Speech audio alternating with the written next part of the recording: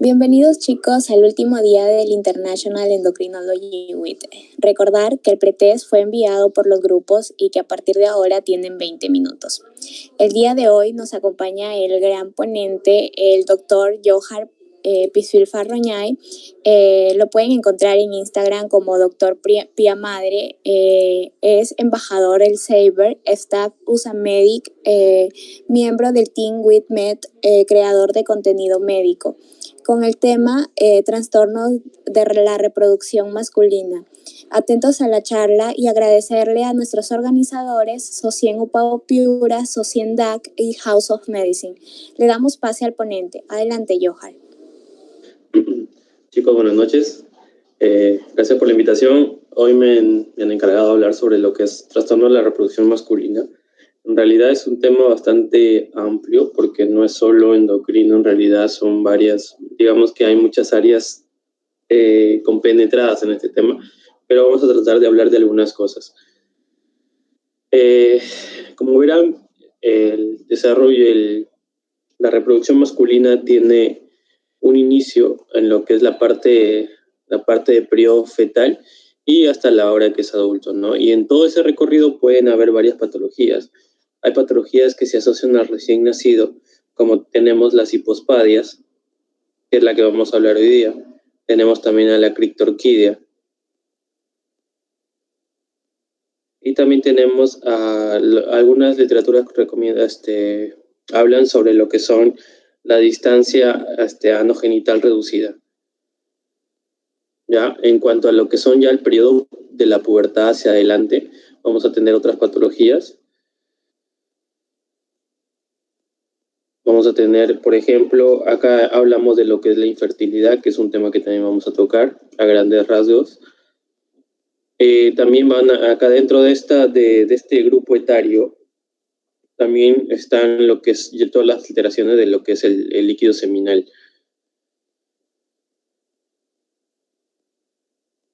También acá vamos a encontrar lo que es los tipos de cáncer, como por ejemplo el cáncer testicular y el cáncer de próstata.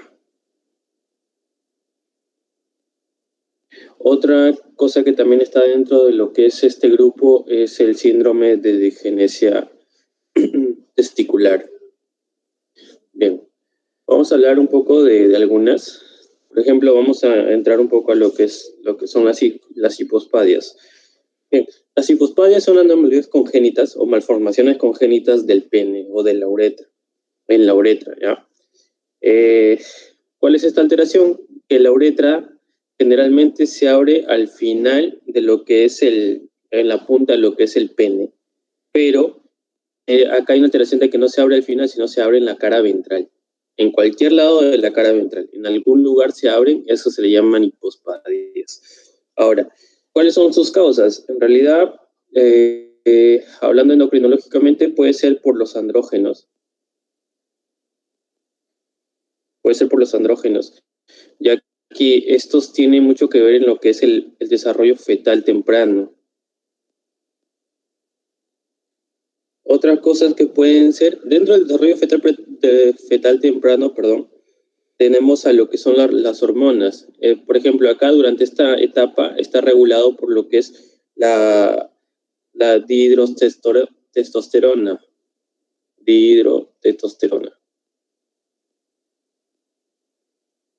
Entonces, una alteración a nivel por esta hormona puede causar una hipospadia, ¿ya? También otro de los factores, otra de las causas que se han visto son las causas genéticas, ¿ya? Dentro de las causas genéticas podemos tener lo que son los trastornos, generan lo que son los trastornos de diferenciación testicular. También pueden causar lo que es una alteración en la síntesis de testosterona. También pueden causar una conversión de la dihidrotestosterona, la hormona que está acá. También pueden causar alteraciones en cuanto a los receptores de los andrógenos. Entonces, todo esto puede causar las hipospadias. Dentro de las alteraciones genéticas encontramos un sinfín de alteraciones genéticas, dentro de los cuales hay algunos más importantes, como por ejemplo las alteraciones del gen homeobox. especialmente el OXA4 y 13. Ahora, el 13 se asocia con un síndrome que se le llama el síndrome mano-pie genital. Mano-pie genital. Dentro de esto, una de las alteraciones de este síndrome es justo las hipospadias. En cuanto a los factores de riesgo, uno de los factores de riesgo de estos pacientes son que son pequeños para la edad gestacional. Otro de los factores de riesgo es que la madre tenga edad avanzada. Otro factor de riesgo que se ha visto en estudios es que sean fertilizaciones in vitro. Otro de que el padre tenga historia clínica familiar del padre, que haya tenido hipospadias.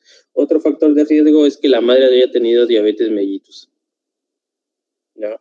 En cuanto al diagnóstico, siempre va a ser examen físico. Examen físico, ¿qué vamos a ver? Vamos a ver un prepucio. El prepucio vamos a encontrarlo anormal. El prepucio vamos a encontrar anormal, que da como resultado un cierre incompleto de lo que es alrededor del glande, que da la aparición de lo que es un prepucio dorsal encapuchado. ¿Ya? Otra cosa que vamos a ver en el examen físico es que la curvatura del pene, en este caso, va a ser anormal. Y también vamos a ver lo que son las dos aberturas. Vamos a ver la aparición de dos aberturas uretrales. Ya, miren, por ejemplo, acá en estos dibujos podemos ver que la hipospadia se encuentra acá y acá hay otra abertura. La abertura que se encuentra distal a la normal, la que se encuentra al final del pene, esta abertura uretral es la abertura falsa o la abertura ciega. Y la de acá es la verdadera abertura, la verdadera uretra, porque por ahí es por donde micciona y por ahí por donde eyacula, si es que no se llega a corregir esto.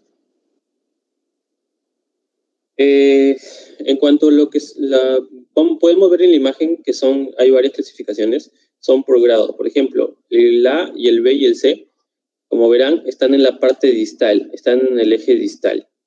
El A, B y C son eje distal. El D, como verán, es en medio, miren, en medio. Este es en el eje medial. El E se va a encontrar justo en la abertura o la hipospadia, la uretra se va a encontrar justo en el escroto y el F se va a encontrar en la región perianal. ¿Ya? Perineal. En cuanto al tratamiento, estos pacientes pueden precisar cirugía. ¿Cuándo van a precisar cirugía? Cuando hay un riesgo cuando el paciente tiene riesgo de micción, o sea, no puede hacer miccionar adecuadamente, o también cuando haya un problema de disfunción sexual. ¿Ya? ¿Cuál es el objetivo de esta cirugía? El objetivo es que sea normal, sus necesidades o la función esté normal o conservada. Dentro de este tipo de cirugía lo que se hace es una tubularización primaria, se hace un colgajo y se repara la hipospadia. Y también se corrige la curvatura, chicos, ¿ya? Dentro de la literatura también hablan de lo que es la circuncisión. Pero, según lo que estaba leyendo, esto no se recomienda. Especialmente no se recomienda si es que el prepucio está de forma anterior, está desarrollado la abertura, cuando el prepucio está desarrollado en la cara ventral. Como verán, la mayoría están en la cara ventral. Así que, como dicen que no es propicia para hacer una circuncisión, no se recomienda. ¿Ya? Más recomiendan la cirugía. Bien. Ahora sí vamos a hablar un poco de lo que es la criptorquidia. Por definición, la criptorquidia sugiere que un testículo está oculto o no ha descendido, o está ausente, como lo acabo de mencionar. ¿Ya? O sea, que no se encuentran en la bolsa escrotal. Como verán acá tenemos el canal inguinal, y normalmente el testículo va descendiendo hasta que en una semana empieza a descender a través del canal inguinal por la semana 28 de la gestación. Y luego empieza a descender y desciende y debe encontrarse normalmente en las bolsas secretales. Entonces, ¿qué es lo que es la criptorquidia? Que el testículo está vacío o semi vacío, o también puede estar, que sugiere un testículo ausente, ¿no? ¿Cuáles son las causas? Se dicen que puede ser una interacción de efectos tanto de mecanismos hormonales como de neurotransmisores. Otros sugieren que es por un problema en el descenso intraabdominal.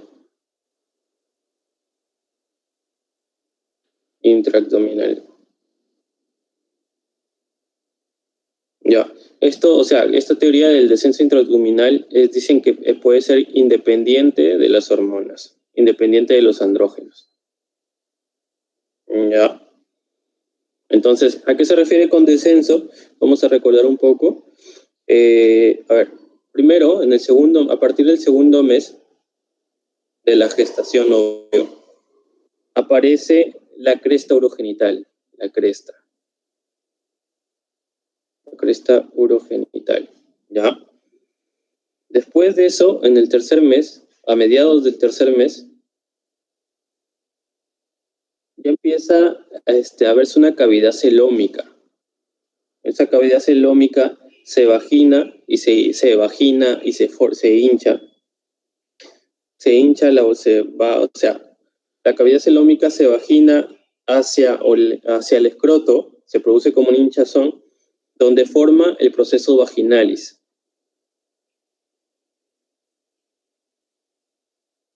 Después del tercer mes, ya empiezan los testículos a descender. ¿Por dónde? Por el canal inguinal. Como le dije, ¿cuándo ocurre esto? ¿Cuándo empieza a descender? A través del canal inguinal, aproximadamente en la 28ª semana de gestación. ¿Ya? Empieza a descender. ¿Y quién lo guía para descender? Lo guía el gubernáculo.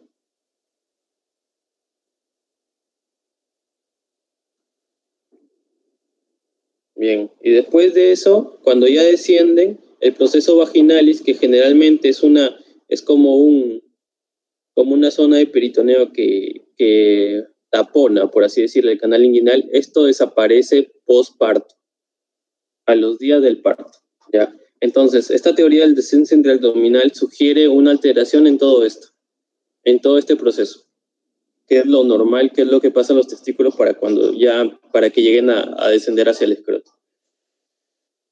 Bien, en cuanto a los factores de riesgo, vamos a encontrar que puede ser por cambios de la presión abdominal. Podemos ver que puede haber una permeabilidad del proceso vaginal. Puede haber una regresión de lo que les comenté acá del gubernáculo. También otro factor de riesgo, factor asociado que se ha visto, es que hay una alteración en los andrógenos. Otro que son las gonadotropinas, las hormonas. También otros sugieren que hay una alteración en lo que es la sustancia inhibidora de Müller. Bien. También hay un gen acá. En la criptorquidia hay un gen bastante relacionado, que es el gen de la calcitonina, por si acaso. Ya.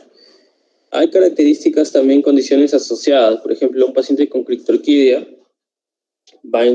¿qué es lo que más puede haber a nivel de su organismo? Puede haber un defecto, puede tener un defecto de lo que es la pared abdominal. Siempre hay que tener en cuenta eso cuando vemos pacientes con criptorquidia. Hay que hacer un examen físico general. Puede haber un defecto en el tubo neural. Puede también el paciente tener un tipo de parálisis cerebral. Está muy asociado, ¿ya? Y obviamente que por la misma criptorquidia puede haber trastornos del desarrollo sexual. Otra cosa que puede haber y estamos relacionados es que puede presentar hipogonadotropismo. Hipogonadismo hipogonadotrópico, ¿ya? En cuanto a las características clínicas de estos pacientes, ¿Qué vamos a ver? Como ya les comenté, vamos a encontrar un paciente al examen físico, obviamente, con un escroto o hemiescroto vacío. Puede estar también un escroto hipoplásico. O también puede estar pobremente arrugado. Arrugado, como verán acá, no está arrugado. Esa es una de las manifestaciones clínicas. Otra es que el 10% de estos pacientes que tienen criptorquidia hacen bilateralidad. O sea, están en los dos lados. Pero mayormente solo es un solo lado. Y la ubicación más común de estos pacientes, de este tipo de la criptorquidia, es supraescrotal.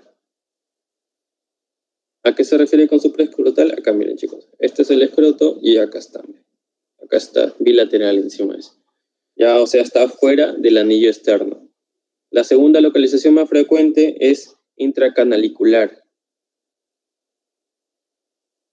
O sea, en el canal inguinal. O sea, ya no se encuentra acá, sino se encuentra por acá. Ya, dentro del canal inguinal. Y la última ubicación es en el nivel abdominal, pues que no ha bajado para nada. No se ha ido ni por el canal inguinal. En cuanto a las complicaciones de estos pacientes que tienen criptorquidia, tenemos principalmente a las hernias inguinales. Hernia inguinal. Tenemos también a lo que es que estos pacientes tienen mayor riesgo de tener torsión testicular. Estos pacientes también tienen mayor tendencia a tener traumas testiculares. También estos pacientes tienen más riesgo de hacer cáncer testicular. Y subfertilidad. Son las principales complicaciones de estos pacientes, es que no se llega a tratar la criptorquidia. Bien, en cuanto al tratamiento de estos pacientes, va a ser quirúrgico. Se dice que se tiene que esperar aproximadamente a los 4 meses, los testículos ya deben estar en las bolsas escrotales. A los 4 meses. Si es que no hay en los 4 meses, se sugiere que ya se empiece a valorar la posibilidad de hacer una cirugía. La literatura dice que se puede esperar hasta los 2 años, pero lo ideal es que esa operación se dé al año. ¿Ya? Ojo, son términos distintos. A los 4 meses ya debe estar abajo. Si no está, ya se debe haber el chance de hacer una cirugía. Y si es que no, se puede esperar hasta los 2 años, pero lo ideal es que al año ya se esté operando. ¿Ya? Porque si no, tiene más riesgo de hacer cáncer testicular. ¿Cómo hacemos la cirugía? Depende, va a depender. Uno, si es palpable o no es palpable. Si es palpable, o sea, si los testículos son palpables, por ejemplo acá a nivel supratesticular, se puede hacer la orquipexia. Orquipexia. Que no es más que esto, es un procedimiento quirúrgico en el que se repone el testículo en su bolsa escrotal a través de algunas incisiones, ya sean incisiones inguinales como incisiones testiculares. Si no es palpable, se tiene que hacer dos cosas. Uno, solicitar imágenes. En este caso se tiene que pedir una ecografía. Y dos, si es que no se encuentra, se tiene que hacer una cirugía exploratoria.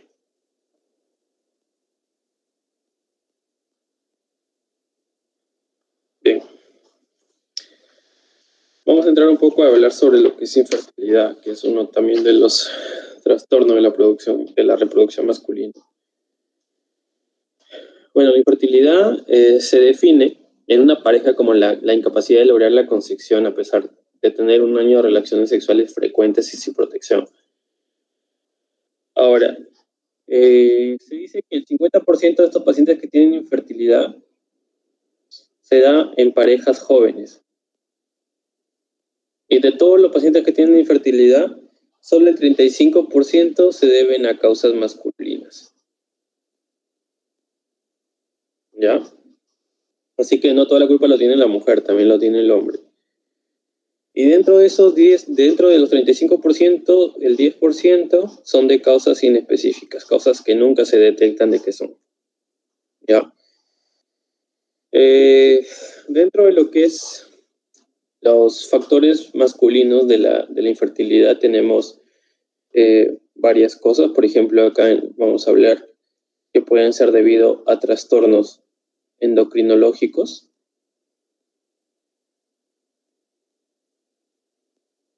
trastornos sistémicos. También puede ser debido, esto lo vamos a borrar, debido a defectos testiculares.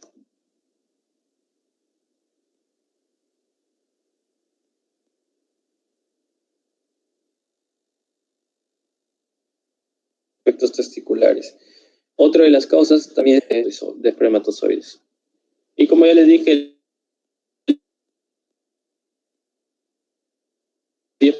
10% son idiopáticos. Dentro de los trastornos endocrinos tenemos a lo que es el hipogonadismo hipogonadotrópico.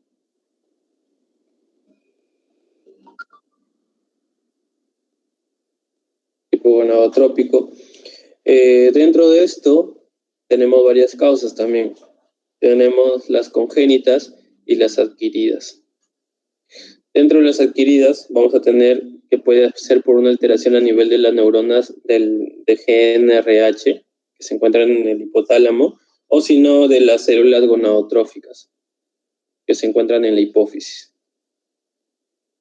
Ya que se debe las adquiridas a tumores como adenomas, se puede deber también a enfermedades infiltrativas como sarcoidosis, histiocytosis o TBC, o también se puede dar por un traumatismo encefalocraniano. Hay otras más causas, pero esas son las más importantes.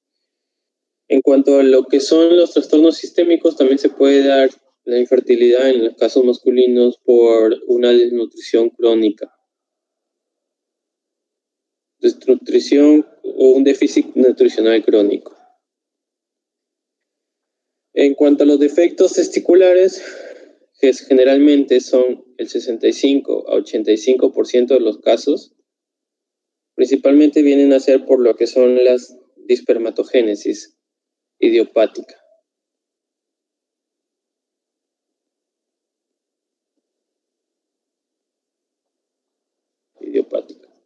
¿Ya? Bien, dentro de acá de los trastornos testiculares encontramos a lo que son las alteraciones del líquido seminal. Aquí podemos hablar de lo que es la oligospermia, que viene a ser que una disminución del número de la cantidad de espermatozoides. También tenemos a la azospermia, que vienen a ser un líquido seminal eyaculado sin espermatozoides. O también tenemos una astenosospermia, que viene a ser una disminución del número de espermatozoides y también que los que quedan son de mala calidad. ¿Ya? Esos son los principales. En cuanto a lo que es el manejo de estos pacientes, el enfoque diagnóstico en estos pacientes tenemos que hacer tres cosas. Uno, ver su historia clínica. En las cuales tenemos que ver antecedentes del desarrollo sexual.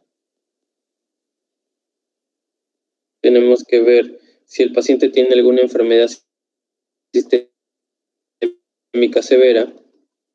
Y tenemos que ver si el paciente ha tenido alguna infección. Pueden tener orquitis por paperas. También tenemos que hacer un examen físico, obviamente. Un examen físico en los cuales tenemos que hacer historia clínica, examen físico y también análisis de lo que es el líquido seminal. Análisis de semen. ¿Ya?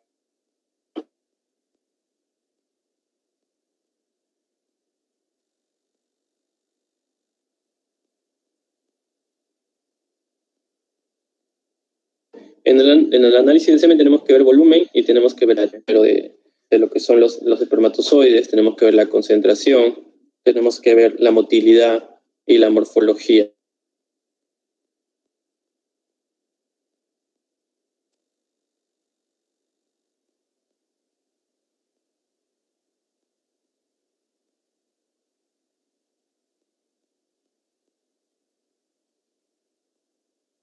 Se tiene que tomar muestras. Las muestras deben recolectarse después de 2 a 7 días de abstinencia eyaculatoria. Y se toma 2 muestras, con un intervalo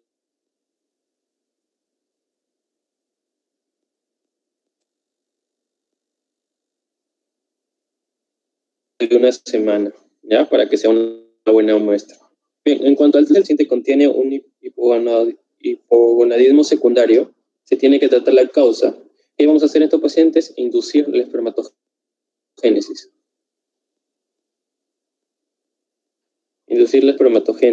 ¿Y para qué? Y esto podría ser efectivo recién a los 6 meses.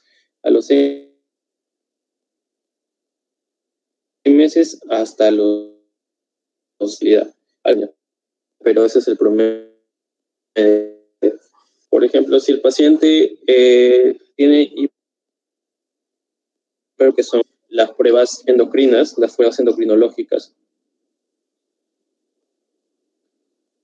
también tienes que pedir imágenes y las pruebas genéticas si es que lo crees necesario. Entonces, si con las pruebas endocrinas lo diagnosticas al paciente que tiene hiperprolactinemia, se tiene que tratar eso. Si es por un medicamento, se tiene que suspender, pero si es por un adenoma lactotropo, se tiene que tratar con agonistas dopaminérgicos, como por ejemplo la carbegolina o la bromocriptina. Y si el paciente, por ejemplo, tiene un defecto testicular, en estos pacientes se recomienda, si es defecto testicular, un defecto testicular o una disgenesia testicular, se recomienda lo que son las técnicas de reproducción asistida. Dentro de ellos tenemos a lo que es la inseminación intrauterina y también las fertilizaciones in vitro. El paciente ha tenido un trastorno en lo que es el transporte de los espermatozoides en el transporte.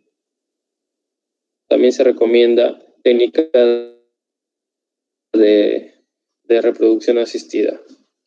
Otras cosas que también es importante aclarar es que todos estos pacientes tienen que tener un cambio en los estilos de vida. Por ejemplo, si el paciente fuma, si el paciente bebe, si el paciente se droga con marihuana o es obeso, esos alteran la espermatogénesis. Por eso es que se tienen que cambiar esos hábitos de vida. Bien, creo que eso sería todo. He tratado de darle lo que creo conveniente. Así que, gracias.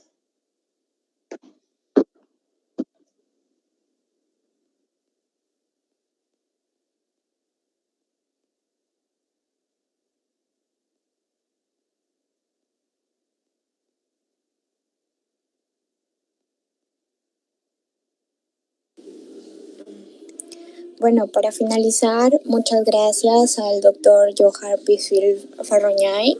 Siempre es un gusto trabajar contigo y el gran contenido que traes para nosotros. Chicos, no se olviden de postear sus fotos, videos de la ponencia, etiquetarnos en nuestras redes sociales. Los vamos a estar reposteando.